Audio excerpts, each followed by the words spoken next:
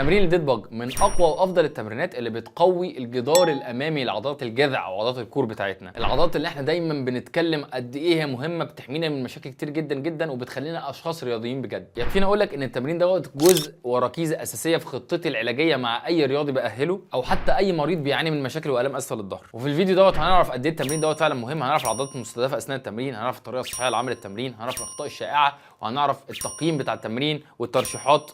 تمرين في السليم، يلا بينا.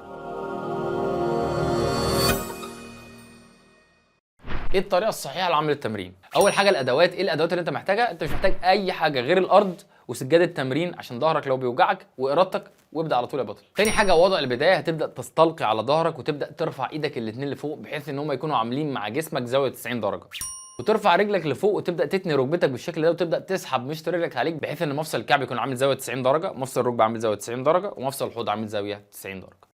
الخطوه الثالثه والمهمه جدا، هنبدا ننشط عضلات البطن السفليه عن طريق انت تبدا تسحب سرتك عليك او تشد بطنك السفليه او تعمل التكنيك اللي دايما بنقول عليه الدرو ان تكنيك، اللي لو ما شفتش الفيديو بتاعه تقدر تتعلمه من الفيديو ده. رابع خطوه، هتبدا تركز بصرك بعينك على نقطه موجوده في السقف، نقطه خياليه انت هتبص عليها بس تركز على نقطه واحده بس موجوده في السقف وتسحب دقنك عليك. النقطه دي هتكون عموديه عليك وهتفضل باصص عليها اثناء التمرين. خمسه بقى، هنبدا نعمل التمرين وده ليه 3 تدرجات. المستوى الاول، هتبدا تنزل الذراع الايمن لورا وللاسفل بدون ما يلمس الارض وبدون ما تحرك اي عضو اخر، وتثبت في الوضع ده لمده 5 ثواني وبعدين ترجع بالراحه، ثم نكرر نفس الخطوه مع الذراع الايسر. وبعدين هنبدا نفرد رجلنا اليمنى مع المحافظه على ان انت ساحب مشط رجلك عليك وبدون ما نبدا نلمس السرير برضو.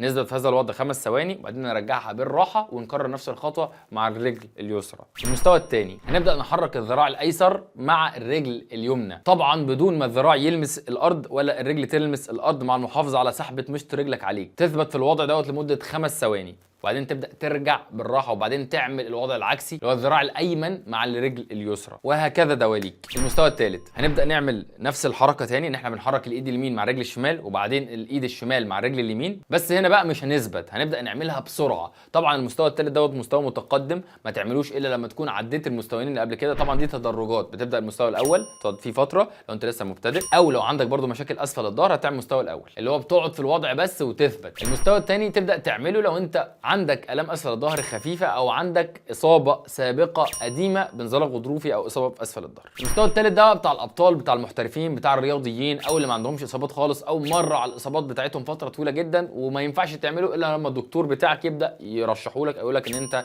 كليرد او مسموح لك ان انت تبدا تعمله عادي. الخطوه رقم 6، ان انت منظم تنفسك بشكل طبيعي جدا اثناء التمرين، مش كاتم نفس. يلا بينا بقى نعرف العضلات المستهدفه اثناء تمرين الديد باج. بس بتعرف تعدي لحد كام؟ اول حاجه عضلات الترانسفيرس ابدومينس او عضلات البطن العميق. ثاني حاجه عضلات الانترنال والاكسترنال اوبليكس. ثالث حاجه الشوكولاتات بتاع البطن عضلات الريكتس ابدومينس. رابع حاجه مجموعتين عضلتين مهمين جدا هما الالياكس والسوس ميجور ماسلز. خامس حاجه جزء في العضلات الرباعيه بنسميه الريكتس فيموريس. سادس حاجه عضله بنسميها التيبياليس انتيريور، ودي احد العضلات الموجوده في الساق قدام اللي بتحافظ على ابقاء مشط رجل عليك بالشكل دوت. ايه الاخطاء الشائعه اللي بتحصل اثناء تمرين الديد باج؟ اول حاجه مش بتثبت في وضع البدايه كويس، يعني مثلا تاني ركبتك اكتر من 90 درجه او الايد بترجعها لورا جامد، ده هيأثر على كفاءه التمرين وفعاليته بعد كده. تاني خطأ، مش شادد بطنك السفليه كويس. كعاده اي تمرين بطن عندنا الخطوه الاولى ان احنا بنبدا ننشف عضلات البطن السفليه او التكنيك اللي بنسميه الدرو ان تكنيك. انت مش بتعمل الطريقه دي بشكل كويس فمش بتثبت كويس اثناء التمرين ومش بتستفيد بيه اكتر استفاده ممكنه. ثالث حاجه، مش ساحب دقنك عليك ومش مركز بصرك في نقطه واحده. ايه اللي هيحصل؟ هتبدا تبص على حركه ايدك ورجلك اثناء التمرين، ده هيخلي فيه خلل في الكوردينيشن او في التناسق ما بين حركه ايدك ورجلك،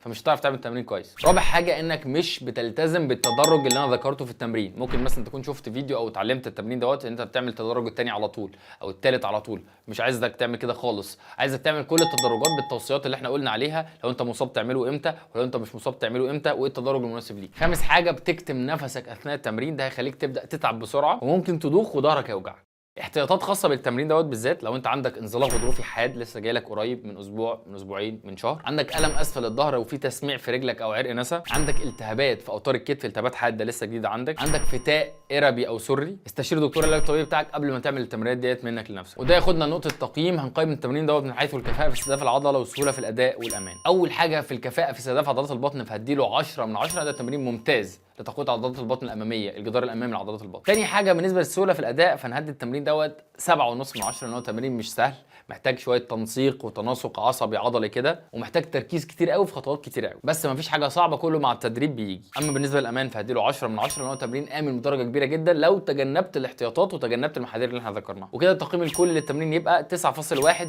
من 10. ترشيحات للتمرين دوت، دخل التمرين دوت في روتين تمرين بطنك او تمرين الجذع بتاعتك او تمرين الكور بتاعك بشكل اساسي. بنصح ان انت تعمل مجموعات بتاع التمرين دوت بشكل تبادلي 20 عده، 10 يمين في شمال و10 شمال في يمين، ايد يمين مع رجل شمال وايد شمال مع رجل يمين، في 3 مجموعات من يومين ل3 ايام في الاسبوع. وبس كده ابطال، يا رب يكون الفيديو عجبكم، ولو عجبكم لا تنسوا اللايك الجميل ونشير الفيديو دوت عشان نبدا نفيد بيه اكبر عدد ممكن من الناس. كان معاكم دكتور حازم طارق، اشوفكم الفيديو الجاي ان شاء الله. السلام عليكم.